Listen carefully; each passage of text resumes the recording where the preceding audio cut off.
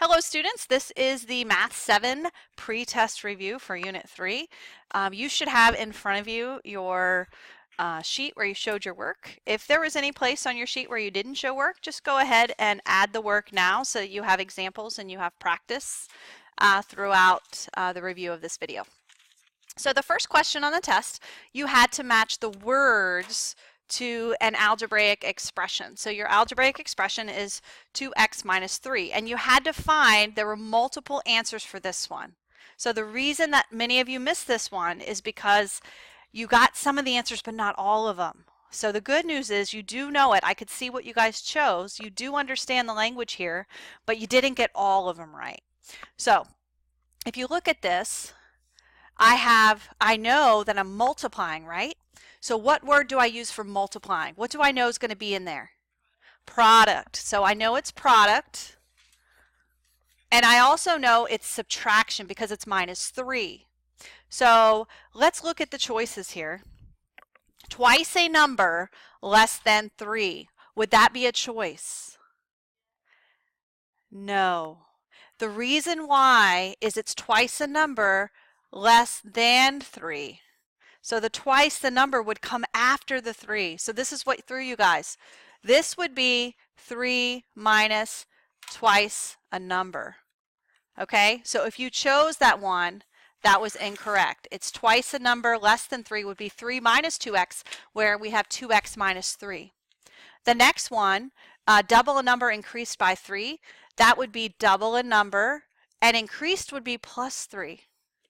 So that one doesn't work. I don't think anybody had trouble with that. We knew that that was addition. Twice a number decreased by 3. What about that one? Yeah, twice a number. That means 2 times a number. Decreased by 3.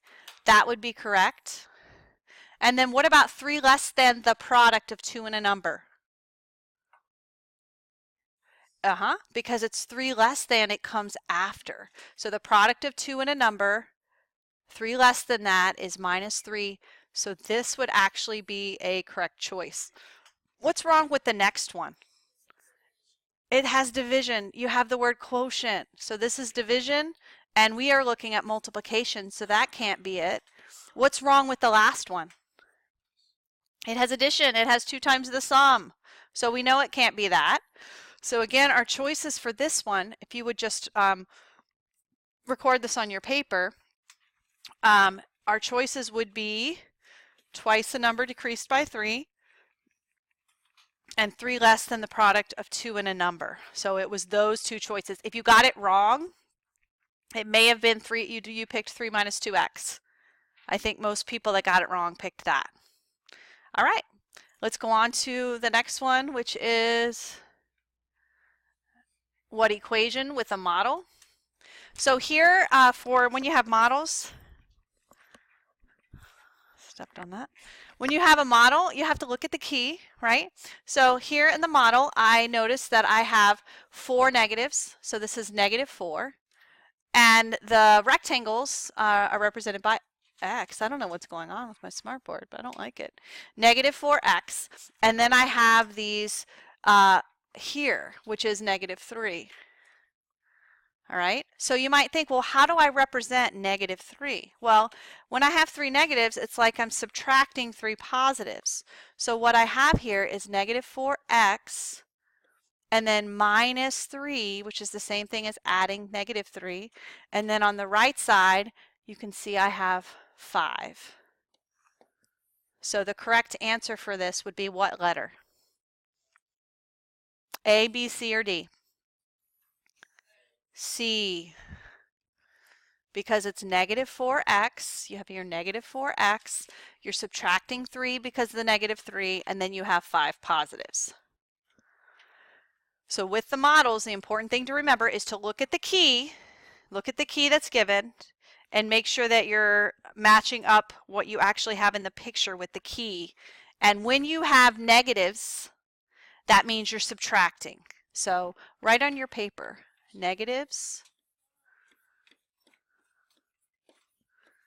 mean what? Addition? Subtraction? Subtraction means subtract. When you're adding a negative, it means you're subtracting.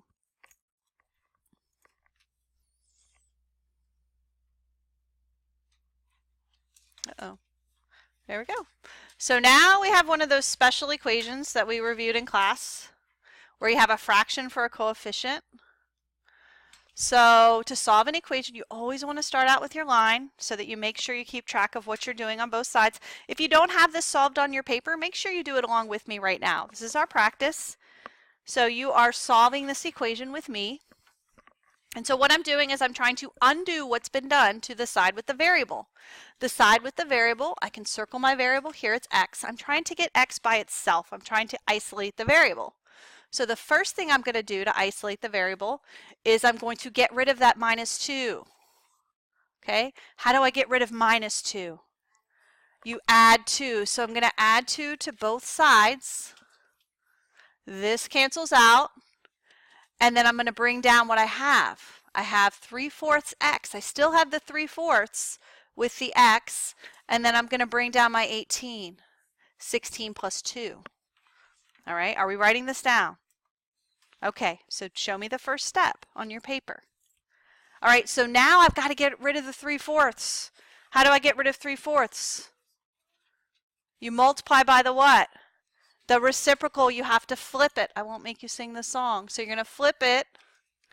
You're going to multiply by 4/3. So you're multiplying by 4/3, both sides. And multiplying a whole number by a fraction is pretty easy. You just put what on the bottom? A 1, and you multiply across. So go ahead and try 18 times 4. What's 18 times 4? 72. And then on the bottom, 1 times 3, 3. And then now I have a division problem. So I'm going to take 72 and divide it by 3.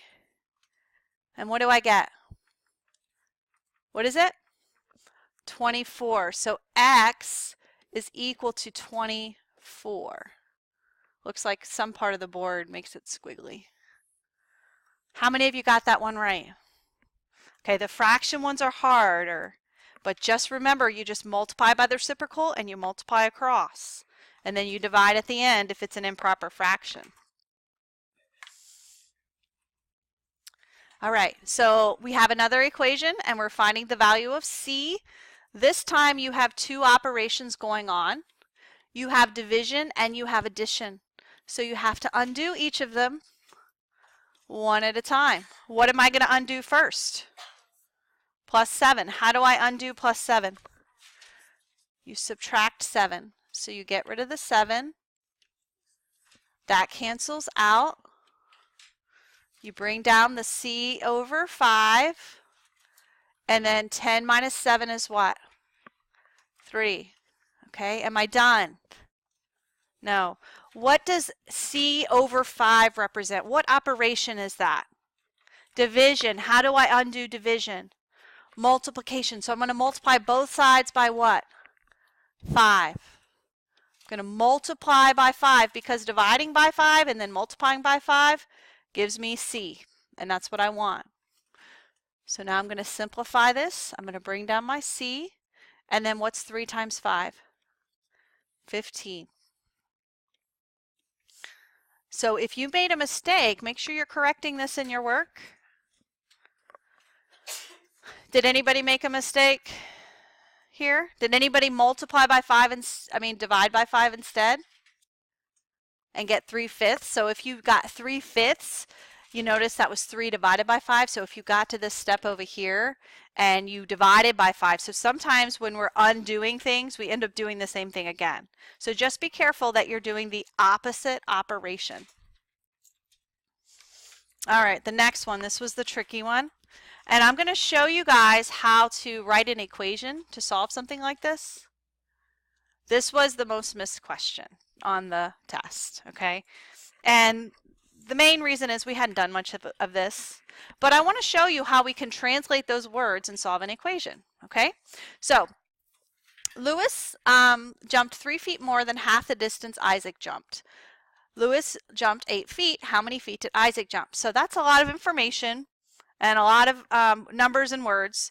and we have to figure it out. So some of you, I encourage you to draw a picture or just try it. Try to make sense of it. So today I'm going to show you how you can write an equation to solve it, and you're going to have some of these on your study guide tomorrow. So what do I know? I'm going to use L, write this on your paper. I'm going to use L for, I'm going to spell his name right, for Lewis, and I'm going to use I for Isaac. So those are the things in the equation. If you look right here, this first sentence gives me everything that I need to know. All right? So now I'm going to take that and I'm going to just translate. It says that Lewis jumped 3 feet more than half the distance as Isaac.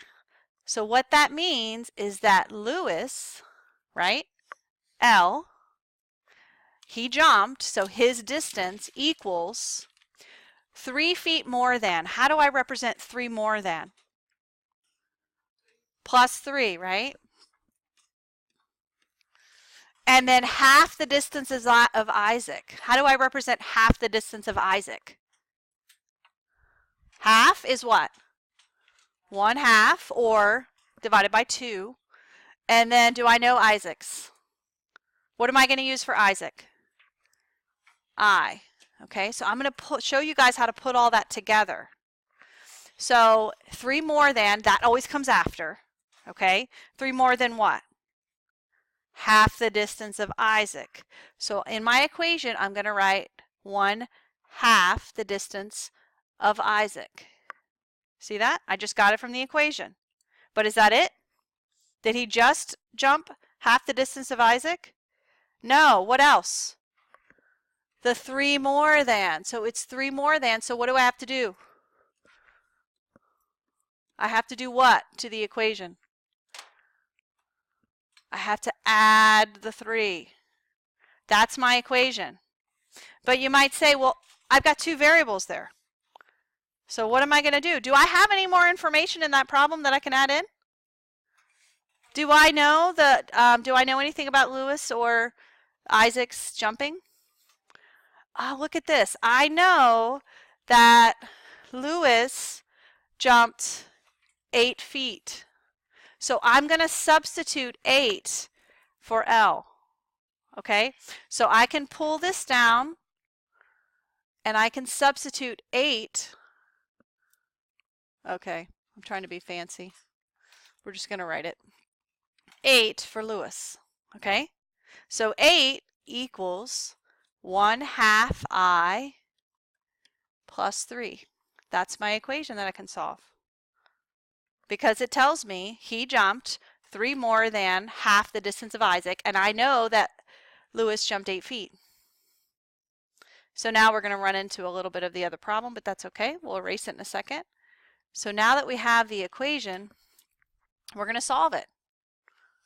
So I'm going to solve it by subtracting what from both sides? Subtract 3 from both sides.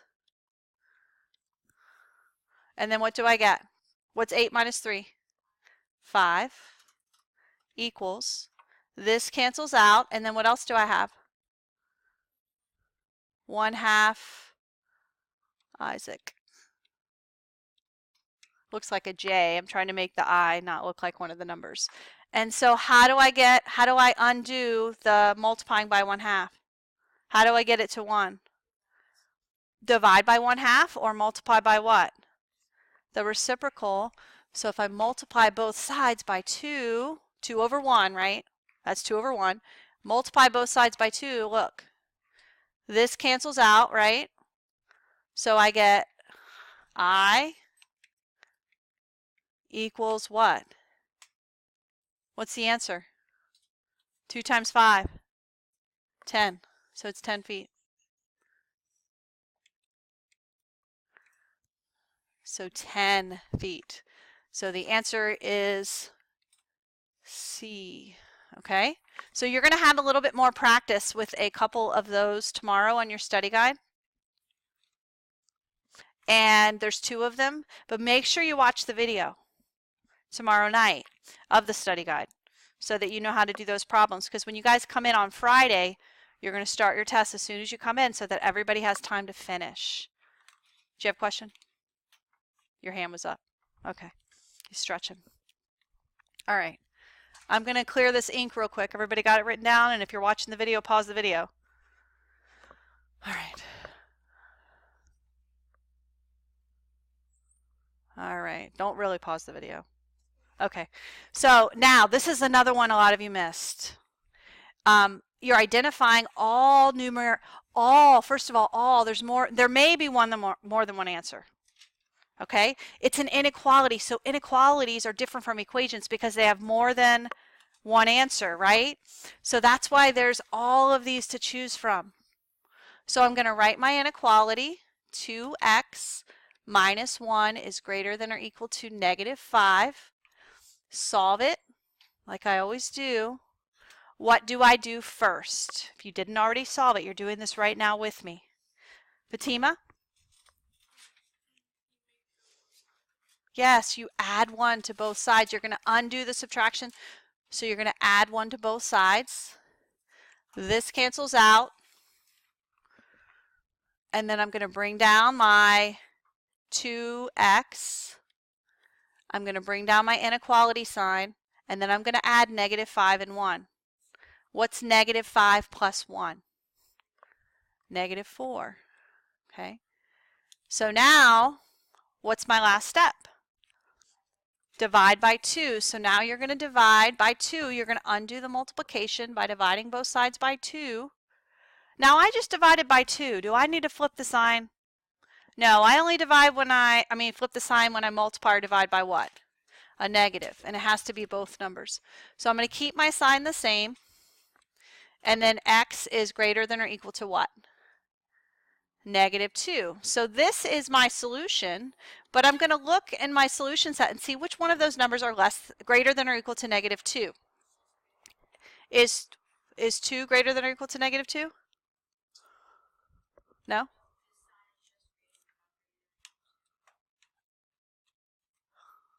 It's greater than or equal to. Do you see the sign right here? Yes? Okay, good. I want to make sure I wasn't misunderstanding. Okay, so greater than or equal to negative 2. Is 2 greater than or equal to negative 2? Yes. Is 0 greater than or equal to negative 2? Yes. Is negative 2 greater than or equal to? Yes. Is negative 2.5 greater than or equal to? No, it's less than because it's more negative. What about negative 3? No. What about negative 5? No, it's less than. So your 3 correct choices should have been 2, 0, and negative 2. So with inequality, sometimes you're just going to solve it and get a solution, and the choice will be like x is greater than or equal to negative 2. So sometimes it'll be as simple as choosing this, but when you have different values to choose from, you have to think about your inequality, make sense of it, and then apply it to the problem. All right, number 8. Just got a few more. Thanks for your patience, everybody. I know this is kind of long. All right, so for this one's different. What makes this equation different? Inequality different.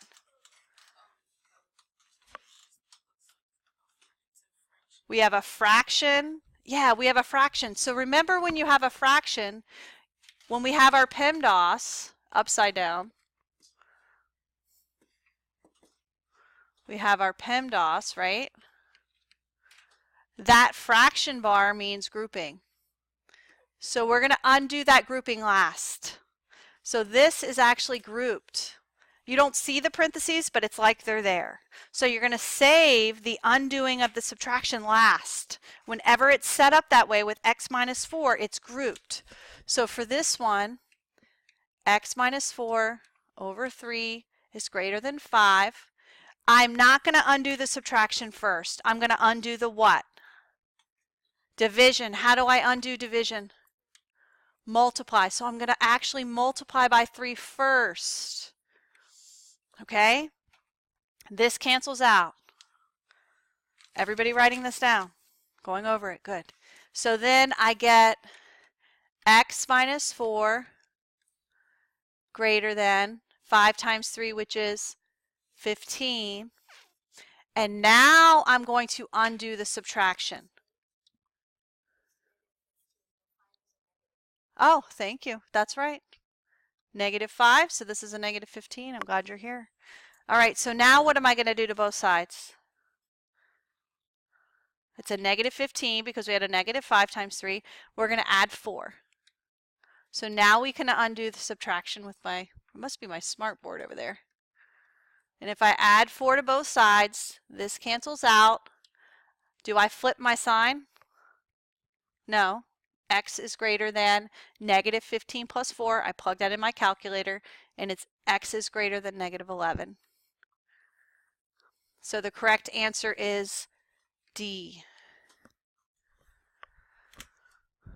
So if you added 4 first and then multiplied by 3, you wouldn't have gotten -11. You would have gotten a different answer. And I think it's up there. All right, two more to go over, and then we're going to do something else. All right, so this is just looking at a graph. You've got to remember that less than or equal to, greater than or equal to is a closed circle, right? Closed circle for those. Less than or greater than are open circles. So if I solve this inequality, x minus 10 less than or equal to -13, it's a one-step inequality. I'm going to do what to both sides? Add 10. Add 10. Cancels out. Bring down my x. Do I flip my sign here? Oh, I'm trying to get rid of that box. Do I flip my sign? No, I don't flip my sign. So it's less. Okay. So it's less than or equal to, what's -13 plus 10? -3.